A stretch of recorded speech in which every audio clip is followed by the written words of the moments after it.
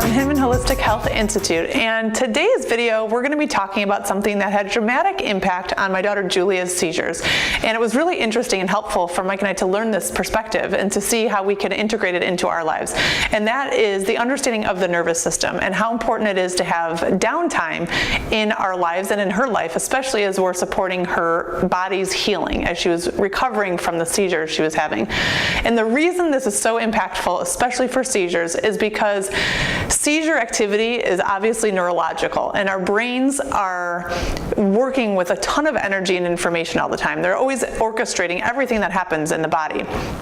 And Dr. Katie and Quentin Slay are friends of ours, chiropractors. They're going to talk about this important balance of the nervous system and understanding that there really are two different sides to how the nervous system functions and what modes of function or how the body operates in these two sides. So take a look at what they're going to say, and then I'm going to rejoin you and show how that was impactful for Julia's seizures and how we learned to kind of modify and adapt things a little bit. So listen to what their explanation is of the nervous system. I mean, so one of the reasons we brought you in today is to get in depth about the active and the restorative phases of our body, which is the sympathetic and the parasympathetic nervous system, right? And I mean, I'm going to let you go into detail about it, but can you explain the difference between the two and why the two are important to our audience? Of course. Let me take that one. I'll let you. All right. But you're precisely right. The parasympathetic and sympathetic, I like to think of them as healing and repair and fight or flight. Okay.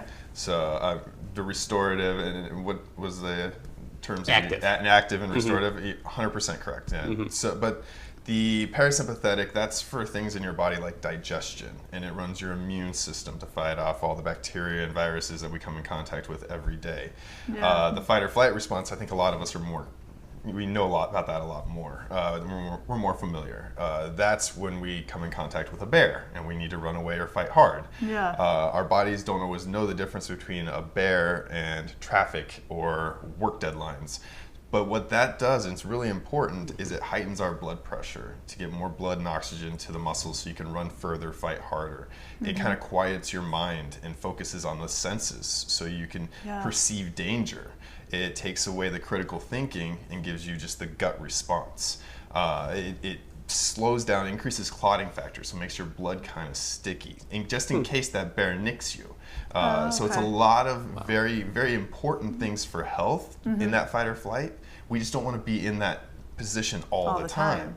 Because you can't play offense and defense at the same time. And so when you're in that sympathetic or fight or flight response, you're not healing and repairing. You're not digesting food. Your immune system is a lot weaker. And a lot of us are spending all of our time fight or flight, like we're running away from a bear, and not enough time healing. So I hope this video was helpful to understand the different sides of our nervous system, how there really are two different parts, and it's so important for your child's healing from seizures to have adequate downtime or that parasympathetic response so that their body can get into that repair, restore, rebuild type of mode and help your child's brain heal. That was so crucial for Julia. And I'm going to give you some practical, real life, simple switches that you can become aware of.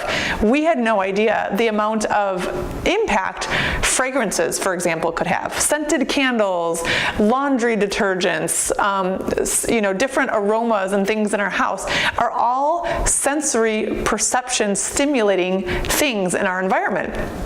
And it wasn't until we learned her nervous system is actually stimulated into that go, that sympathetic fight or flight response when there is even a good smelling rose-scented candle in the room, right? And other things like the amount of noise in the background environment. So if you have barking dogs, if you have loud TVs playing in the other room, or radio. This was a situation in our house. I was a group fitness instructor for many years and taught cardio kickbox classes. Julia would always be in the car with me when I was listening to different songs and different music to try and get the rhythm of the tone. And very often I would have it turned up, really be listening to the beats per music, and no idea that was super stimulating for her body's nervous system all the time. She didn't have as much opportunity to have kind of that downtime, restorative repair mode switched on. And the other thing that was impactful is the amount of artificial light or blue light, screen time, having TV pixels, pixels from a tablet or a phone is very draining on our eyes. And even the artificial lighting in a school or in your house, the best source of restorative, calming lighting and environment is natural sunlight and being outdoors, fresh air whenever possible. That is always calming and restorative for the body's nervous system. So whenever you have an opportunity to be outside, to turn down the volume, or to decrease the scents and fragrances in your child's life, that is going to help them switch into that repair mode and help heal their seizures. Hope this information was valuable, and please let us know what you found to be most interesting or different. If you have any comments, good or bad, feel free to leave a message and let us know. Thank you.